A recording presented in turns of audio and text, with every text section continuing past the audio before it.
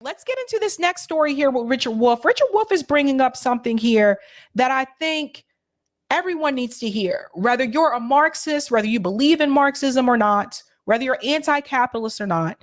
I think this message is incredibly important. In this clip, there's two clips. Richard Wolff is going to explain to you his opinion about why China is doing so well. And there's another clip where he's going to explain to you why it is at a point that we are starting to see more and more how Marxism actually shapes politics. And this is going to lead into this statement from Richard Wolff, where he says Marxism and anti-capitalism is becoming popular again. Let's go ahead and get into that. We'll start off with this clip here. Economic update, the Marxist tradition, and we're going to dive pretty much right into the middle of this, where he breaks this down for you, how it shapes society.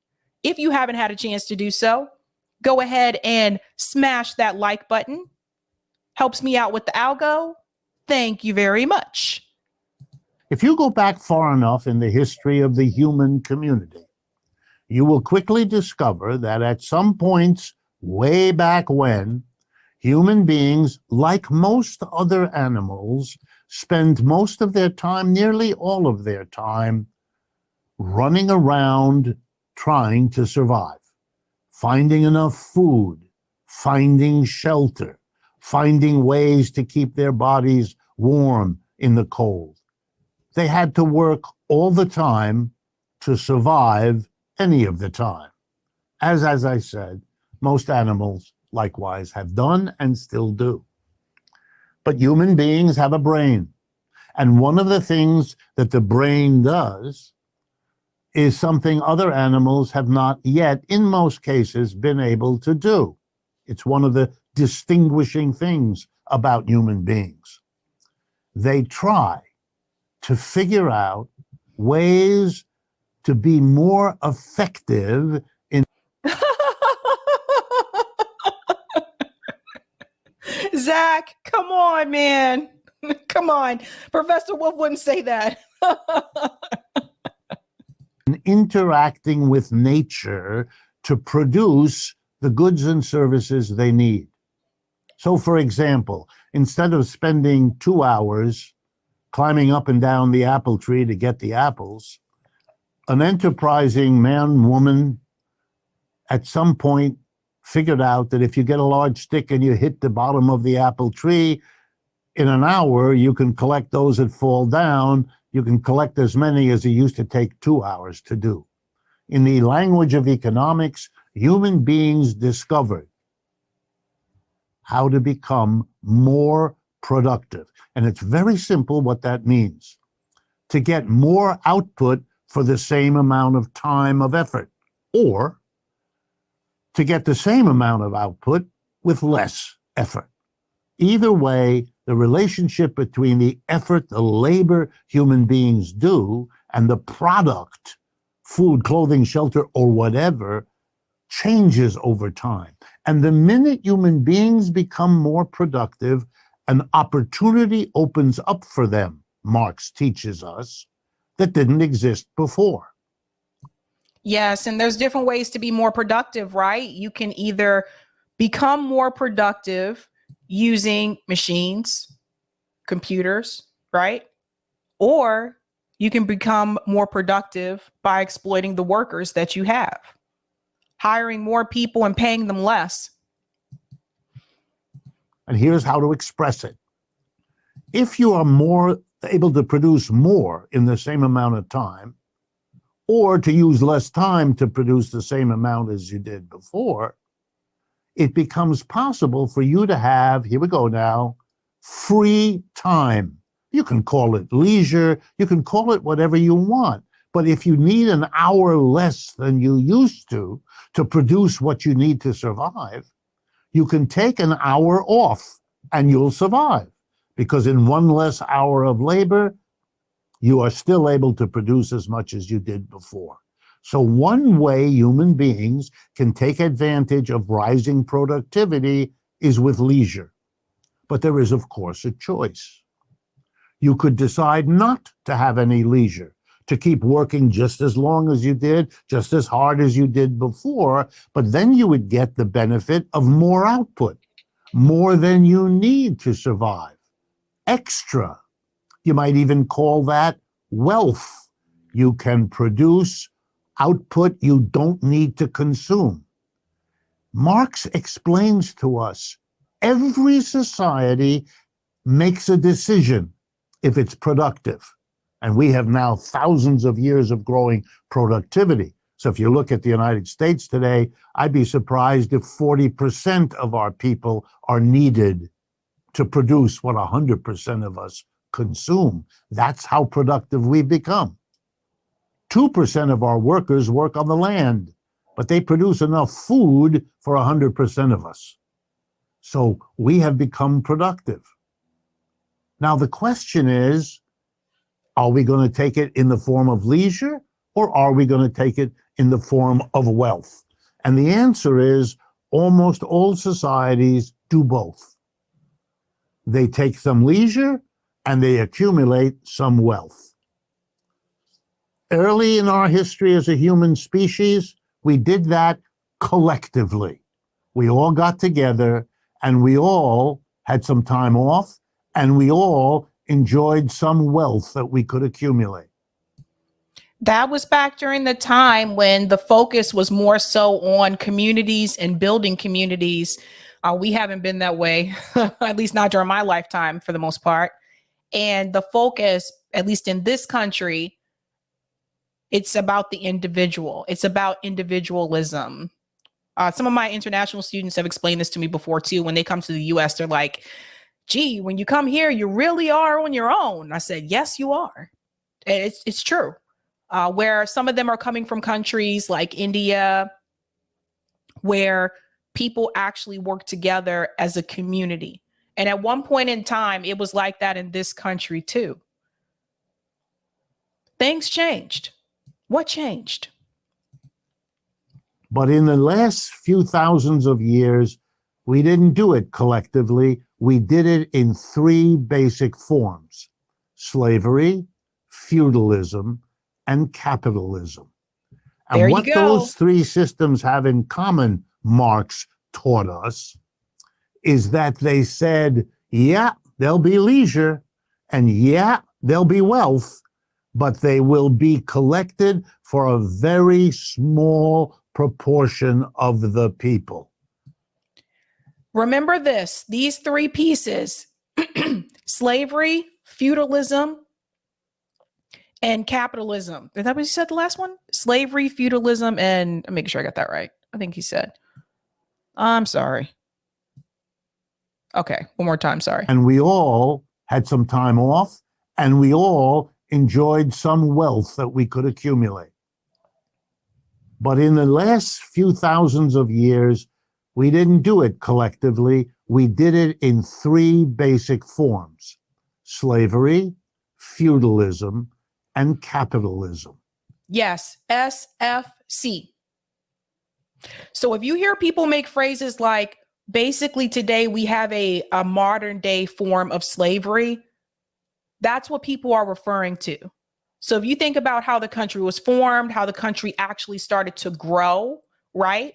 Slavery wasn't just about race. Slavery was also about capital. Let's be real. Slaves that were brought into the United States to make foods like rice, that was not something that people in the US knew how to do. They didn't know how to grow it the right way.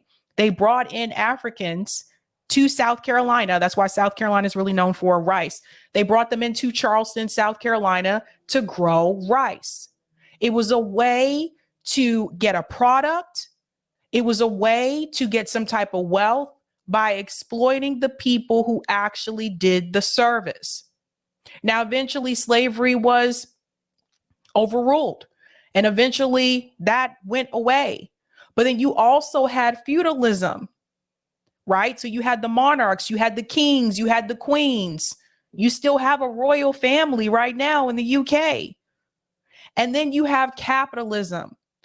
The point I think that Richard Wolff is trying to show you is that the past thousands of years that we've had, there has been some type of exploitation where the people, the majority or the bulk of the people are not reaping the rewards of the labor, but a handful of few are through all three of those systems.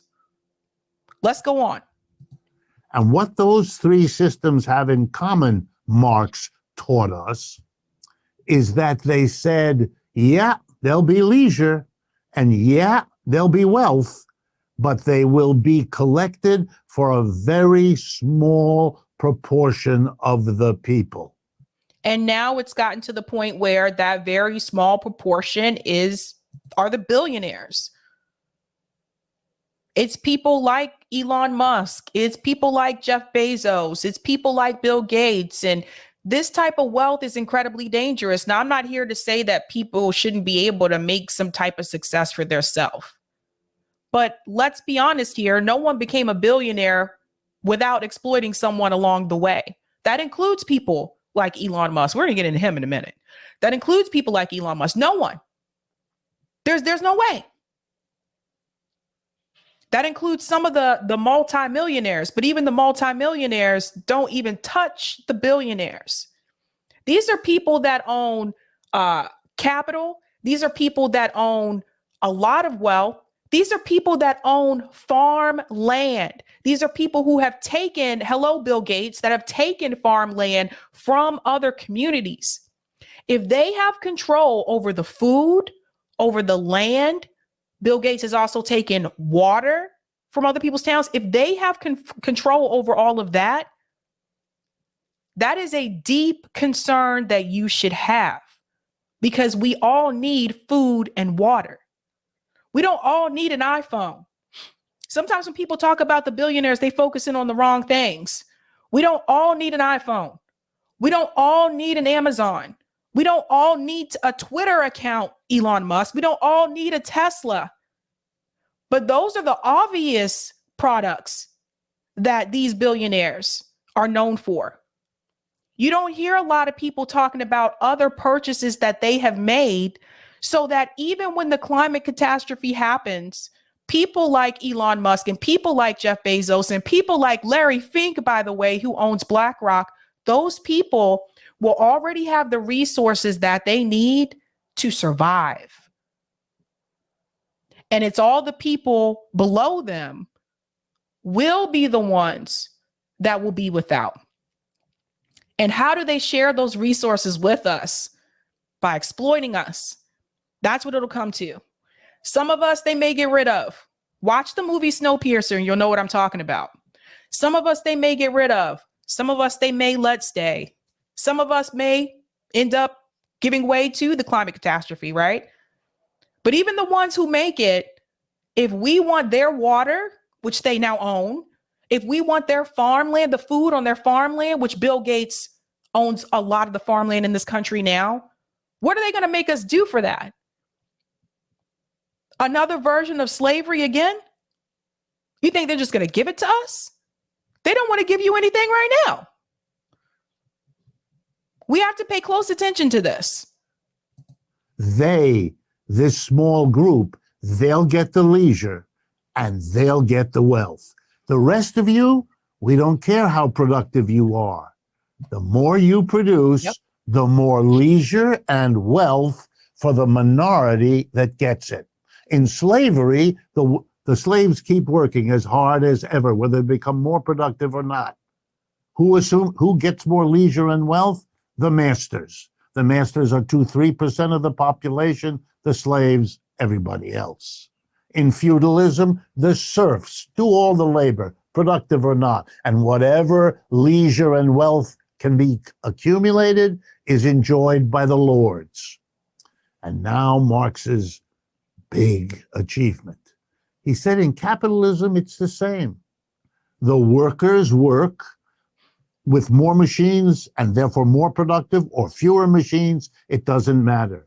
The capitalists, the employers, will be pushing the workers to produce more and more, working as hard as ever. And the productivity, the gains of productivity take the form of leisure for the employer class and wealth for the employer class. And notice both go to the employer class, not the employee class. That piece is very important. And that's how capitalism works, said Marx. It is an exploitative system, like slavery and feudalism. Different. You can't own anybody in capitalism. You don't swear loyalty to your employer the way a serf did to the Lord. There are differences, but not on everything. And on this question of using the growing productivity of the people for the greater leisure and wealth of a tiny minority, that they all have in common, and that is not sustainable. People in the end won't tolerate it. That's why we don't have slavery anymore. That's why we don't have feudalism anymore. And that's why Marx thought capitalism wouldn't be here with us that much longer either. And as far as he was concerned, that was good news. Let's stop right here for a second, and then we'll go to the second clip, because I really want everyone to hear that message that he just said, whether you agree with Marxism or not. There are issues with capitalism. One of the things he ended with there, he said that, no, we don't own people anymore. He's right. At least in this country, we don't own people anymore, or no one individual owns a person, but people are, I would say, shackled to certain systems in a sense. And I want to give the example with health insurance. Why do people stay at jobs that they hate? Why do people stay at jobs where they're exploited, where their bosses are really bad to them? Because they need the money. What if the money's bad? How many times have you heard people say they can't lose their job? They need the health insurance. I can't lose my job. I need the health insurance. They can't lose their job because they have 4 kids or 3 kids and their kids are on their health insurance plan. So if they lose their job, then their kids don't have health insurance. How many times? How many times you heard people make this statement? I would really like to quit my job and start my own business, but if I quit my job, there goes my health insurance. How many times you heard this? People in this country, individuals don't own another individual anymore in reference to like slavery, like it used to be.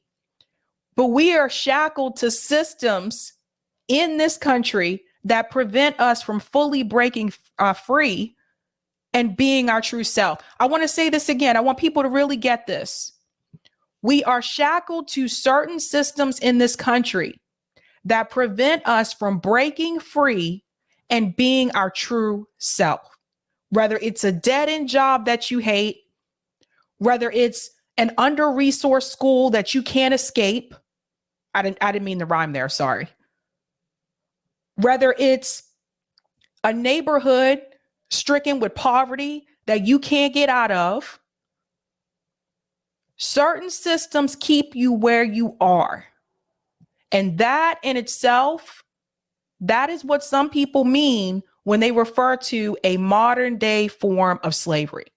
Now, Richard Wolff is going to explain something else to you here as well. This is all a part of that same segment.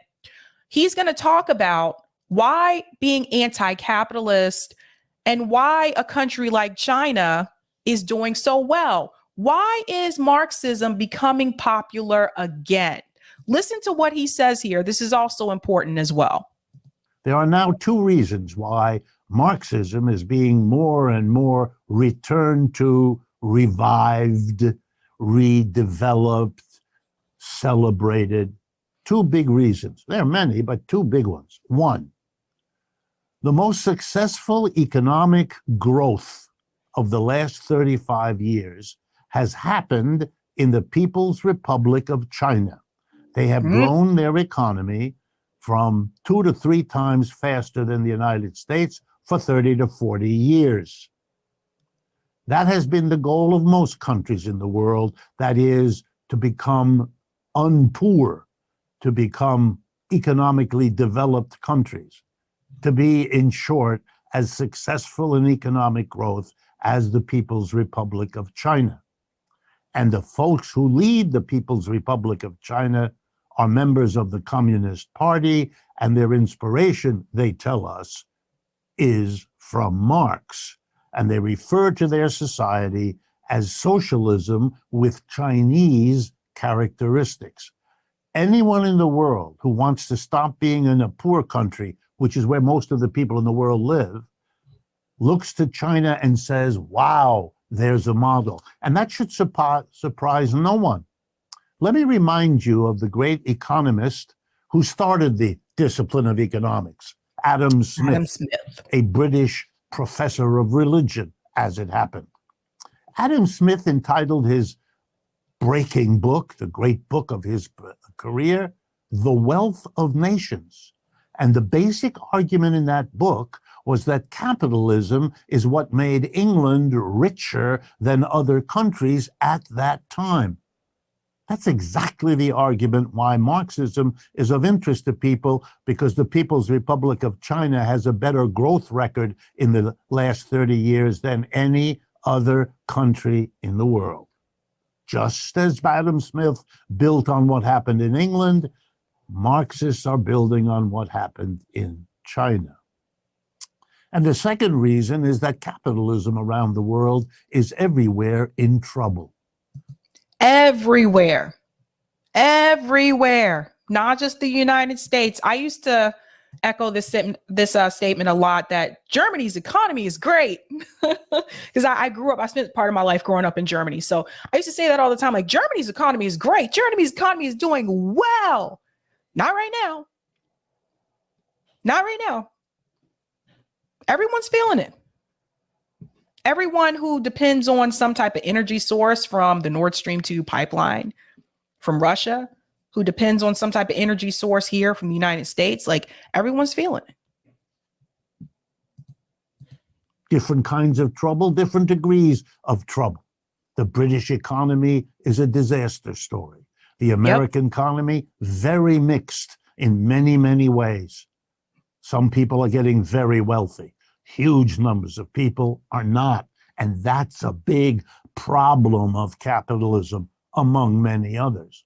And as people try to figure out, why is capitalism exhibiting so many unattractive qualities, they are led back to the critical tradition. Who has been critical of capitalism? And the most developed, the most global, the most geniuses in many ways, contributing to any theoretical tradition, have been those who have built the Marxian tradition. So the criticism of capitalism takes people back to Marxism. Very, very, very well put. Let's give Richard Wolff a round of applause there. That just is spot on. It's just spot on. I think what people have to understand is that, look, China is not perfect. There is no such thing as a perfect country. Every country has its flaws. But right now, if you were to look at the top 10 banks in the world, China has most of the banks in the top 5. Not even just the top 10, the top 5. The first time you see a bank appear from the United States is number 6. That's JP Morgan. Although I don't think they're doing too well right now. But anywho, you have to really pay attention to what is going on. What is it that China may have done differently economically that we didn't do here? Or maybe we didn't do well here in this country. Again, this is not to say that China is perfect. But somewhere along the way, they did something that we did not do. Could be something as small as, I don't know, choosing to outsource jobs in this country, choosing to remove manufacturing in this country, getting rid of made in America. What happened to all those auto plants? What happened to all the factories that were in this country, in the Rust Belt, the factories in Chicago, Pittsburgh, Indiana. What happened to all that? Somebody along the way decided that they could actually make more money and have less workers by choosing to outsource those jobs, by choosing to get auto parts from other countries at a cheaper price.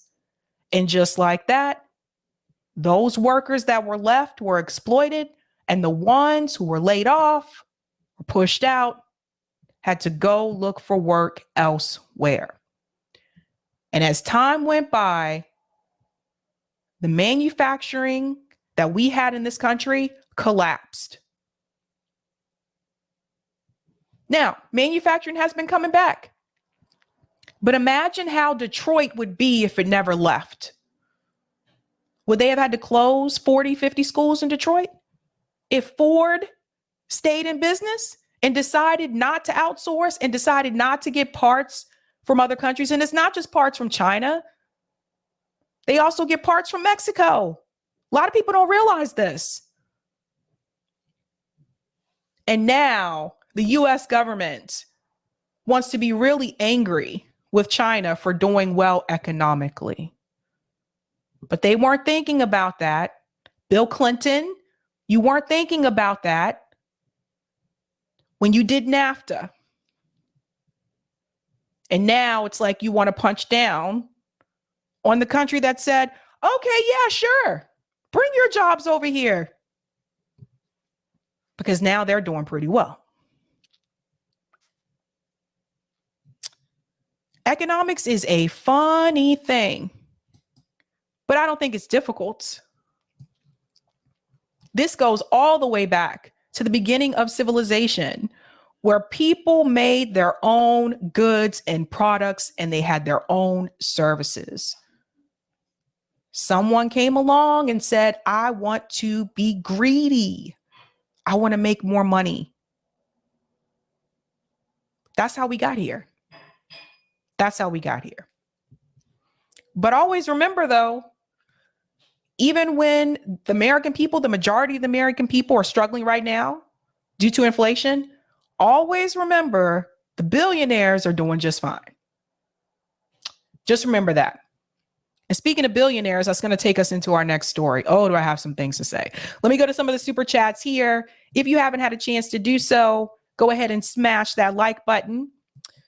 We're going to dive into a story about a billionaire that's really going to tick you guys off. Thank you for the super chat, Roger Meadows. China has a national infrastructure public bank, Sabby. That is true. Thank you, Zach. Let's drop climate change for good. Too many of those billionaires get too aroused by it. I'd rather freak those peeps out by addressing pollution. It's an interesting thought. Thank you, DC. JP Morgan bailed out the U.S. federal government in the early 1900s. So the U.S. federal government is forever in debt to the company he founded. This is true. This is true. We talked about that on here. Good old JP Morgan. Thank you for the super chat, Mary Eben. Sorry, I don't know how to say Eben. Mary Ebony Collins.